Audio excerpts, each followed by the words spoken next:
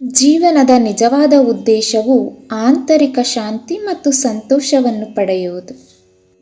ದೈವಕ್ಕೆ ನಿಮ್ಮನ್ನು ಒಪ್ಪಿಸಿರಿ ಮತ್ತು ನಿಮ್ಮ ಎಲ್ಲ ಚಿಂತೆಗಳು ಮಾಯವಾಗುತ್ತವೆ.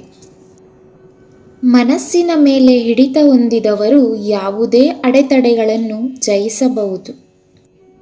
ಎಲ್ಲ ಜೀವಿಗಳ ಬಗ್ಗೆ ದಯೆ ಮತ್ತು ಪ್ರೀತಿಯಿಂದಿರಿ, ಏಕೆಂದರೆ ಅದು ಆಧ್ಯಾತ್ಮಿಕತೆಯ ನಿಜವಾದ ಸಾರವಾಗಿದೆ. ಅಹಂಕಾರವನ್ನು ಬಿಡಿ ಮತ್ತು ನಮ್ರತೆಯನ್ನು ಅಳವಡಿಸಿಕೊಳ್ಳಿ, ಏಕೆಂದರೆ ಅದು ಜ್ಞಾನೋದಯದ ಕೀಲಿಯಾಗಿದೆ. ಇತರರ ಸೇವೆಯಲ್ಲಿ ಸಂತೋಷವನ್ನು ಕಂಡುಕೊಳ್ಳಿ, ಏಕೆಂದರೆ ನಿಜವಾದ ಸಂತೋಷವು ನಿಸ್ವಾರ್ಥತೆಯಲ್ಲಿದೆ.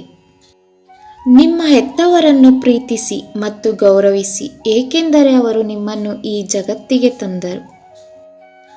ಭೌತಿಕ ಆಸ್ತಿಗಳಿಗೆ ಲಗತ್ತಿಸಬೇಡಿ, ಏಕೆಂದರೆ ಅವು ತಾತ್ಕಾಲಿಕವಾಗಿವೆ.